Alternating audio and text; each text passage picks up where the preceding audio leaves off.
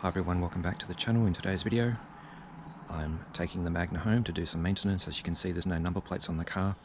I'll talk about that more when I'm on the road, but before I go I just wanted to talk about the battery charger. So the car's been on charge since Easter, around April.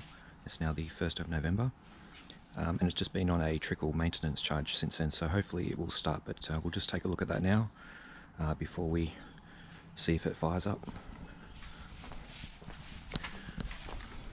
So this is the Ozito battery charger. You can see there, 12 volt maintenance. So it's just been on a maintenance trickle charge for several months now. So we'll just take a look at the battery, and it's green, so I think we'll be good to go. So let's try and start her up.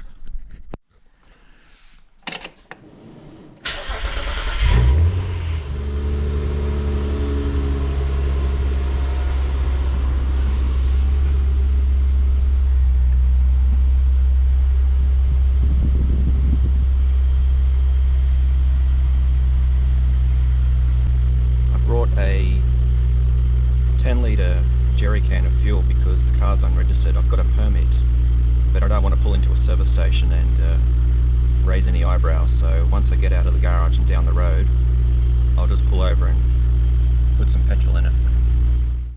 I just pulled over just to check the left hand side tyre pressures because the car was parked right up against the garage wall and I couldn't access those tyres. The ones on the right though were pretty good despite having sat for several months, but I'll just double check those before I continue on. I've got enough fuel, the gauge has moved enough that I can get home on that, so I won't worry about adding any fuel. In terms of the car being unregistered, I'll talk more about that as I'm driving, but I just wanted to show you the permit to show you that I'm not driving illegally. I have a unregistered vehicle permit and it allows me to drive the most direct route from where I was to home. So I've just pulled over, but I am still on the most direct route, and that permit I was able to do online via email.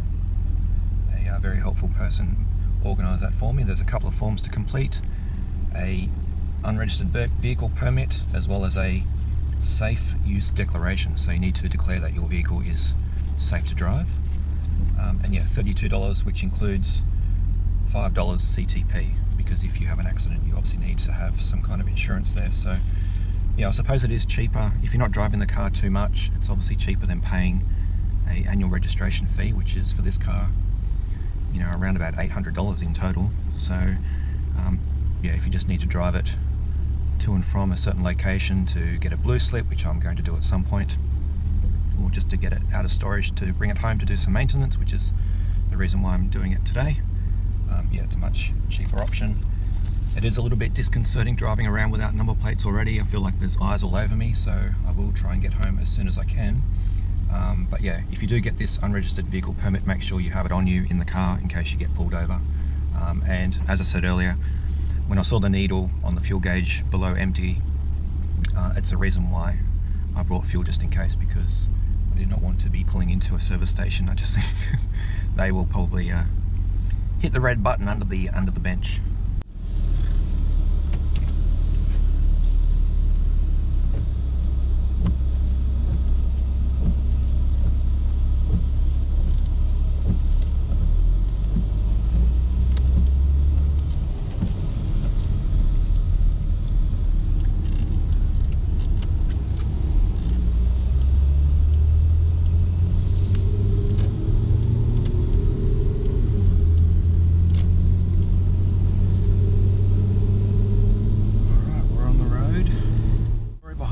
Becoming unregistered was that after the registration due date for the car, which I think was around the 23rd of April this year, you've got 3 months before it will be cancelled.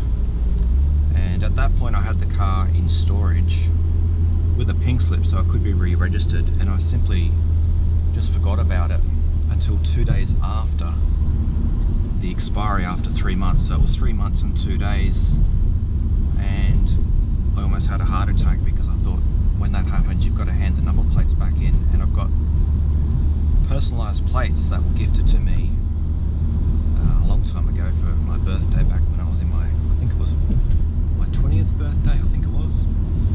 And clearly didn't want to lose those plates, so the next day was, I think, a Saturday. I went into Service New South Wales with the plates. I removed the plates off the car, took them in, and I said, can you please help me? I've just missed the re-registration cut off by 2 days, and I'm not concerned about that, because if I have to get a blue slip, that's fine, I can go and do that, whatever. I just don't want to lose my number plates.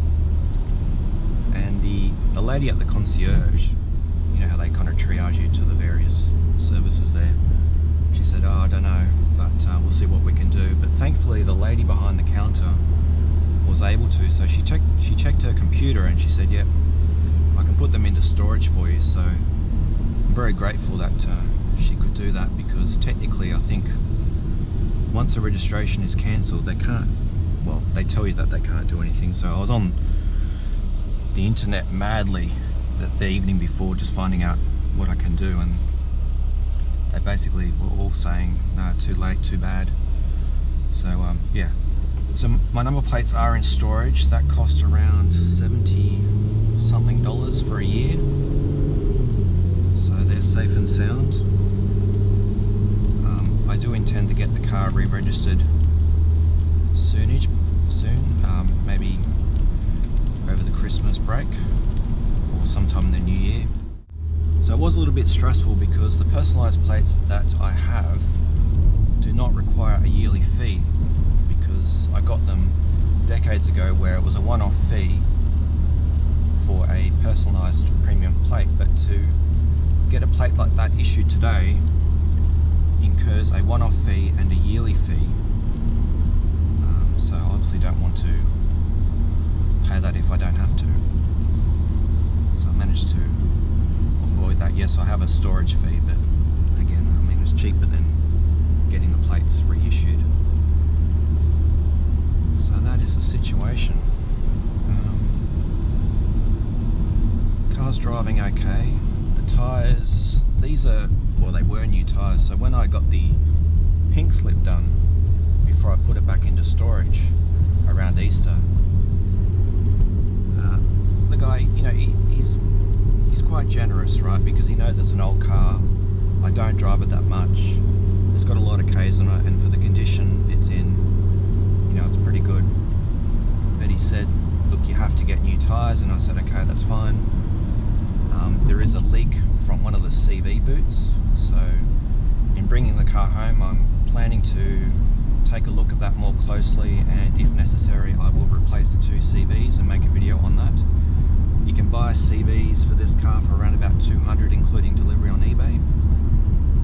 I've never done CVs before, so that'll be an interesting job, learning experience potentially. We'll see how it goes.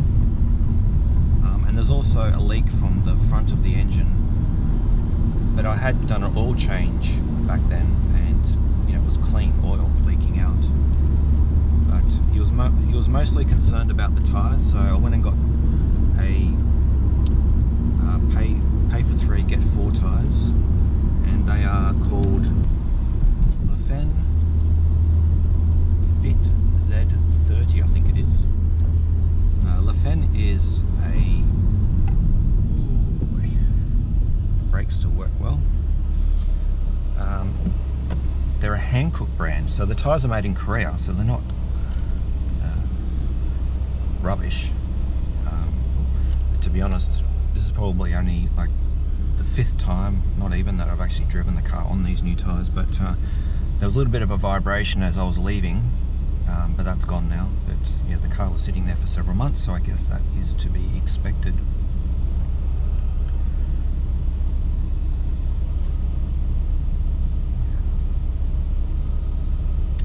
I wonder what everyone's thinking about me driving without number plates. No one seems to be keeping clear of me, which is something that personally I would do if I saw a car without number plates, but yeah, I don't know. I'd just be keeping a distance, you never know what the situation is.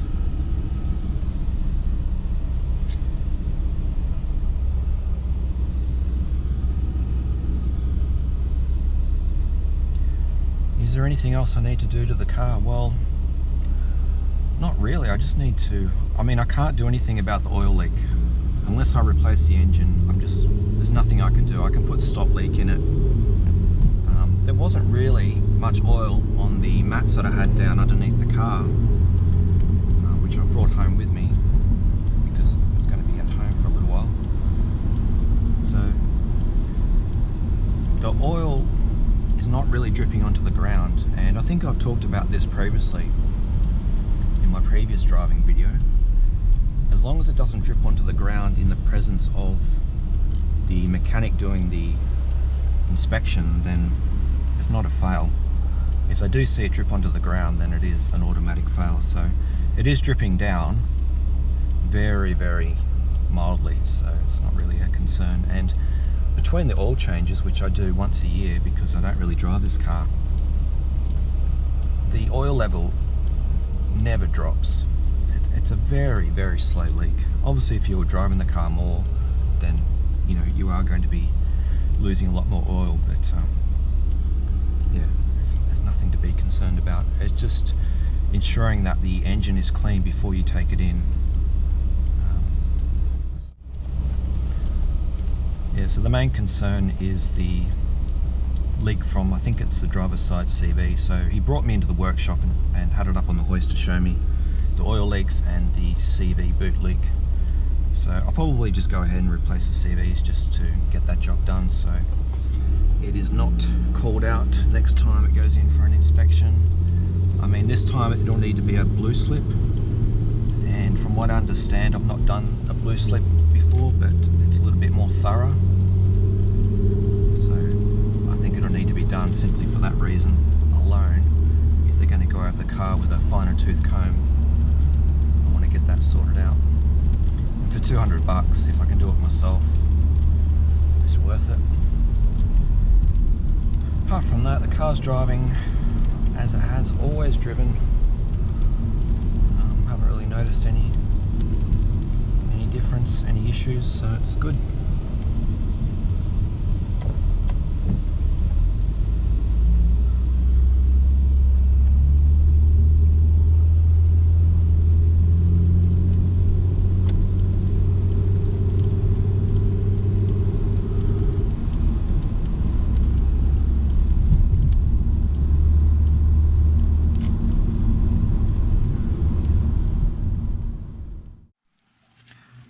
Just wanted to do a quick follow-up on the battery charger. A few of you had commented and or asked questions about battery chargers because I have had my car in storage now for a number of years, and before purchasing one I was simply disconnecting the battery and jump starting the car when I went to go get it, and leaving it there to idle while it relearned how to idle, so that I didn't have to go through the hassle of it stalling and left foot braking to keep my right foot on the accelerator so I wouldn't stall at the traffic lights, and yeah, it's a real pain. So this completely solves the issue. So this is the Ozito battery charger. It's model OCBC-400. It sits in the middle of the range from what I understand. There's a model below it which does not have a screen, this one here which does, and that's the reason why I bought this one, and one above it which is a higher capacity battery charger also with a screen, but I didn't need that one. This one is currently $53. I'm not sure what I paid for it. I think it was around about the $50 odd mark. And yeah, the car has been on this since April on the maintenance mode. So basically what that does is just maintains the battery capacity between 95 and 100%. So it's basically the mode that you use if your car is in storage. It's got a 3-year warranty. Ozito products always have very good warranties, and the quality of the device is pretty good, so no complaints there with the build quality. And you saw earlier the screen, so basically it just lets you cycle through and see exactly what mode you're in, the voltage and the status of the battery. It requires a 240 volt power point, so in my case I just had it connected to an extension lead running to a power point because I had the car reversed into the garage. We have a positive terminal clamp which connects to the positive terminal on the battery, and the negative terminal clamp which does not connect to the negative terminal on the battery but a unpainted metal surface on the car. So what I did was connect it to one of the bolts fastening the left-hand side or the passenger side headlight. So I couldn't close the bonnet completely, otherwise this would dislodge, but I just had it latched down before its locking state, if that makes sense. So it was just kind of resting there, and that seemed to work. And I visited a couple of times over the past few months and checked the battery charger, and it was also always saying full, so there was no errors or anything going on there. So yeah, it was quite reliable, at least for this instance. And when I return the car to storage after I do the CV joints, or the drive shafts, whatever you call them, I'll put it back on the battery charger. There's a few modes. I won't go into them in great detail. There's a extensive instruction manual that comes with the battery charger, but you've got the 12 volt standard, so this is, I guess, charging a low or flat battery to 100%. You've got 12 volt AGM, so AGM stands for, and I actually just had to look this up because I had no idea what that stood for, absorbent glass mat, so it's some kind of superior lead acid battery. You've got the 12 volt maintenance mode, which is what I've been using, and there's also a winter mode, so if you're in a colder climate, that may be the one that you need to use. So yeah, very happy with this battery charger, well worth the $50 odd just to avoid having to go through the idle reloan procedure, to be honest. Just with this car, that just makes it worthwhile, just having to not deal with that. So I'll leave it there for now. That is my unregistered Magna story and quick battery charger review. If you have any comments or questions, leave them below and I'll get back to you. And as always, thanks for watching and subscribing. Cheers.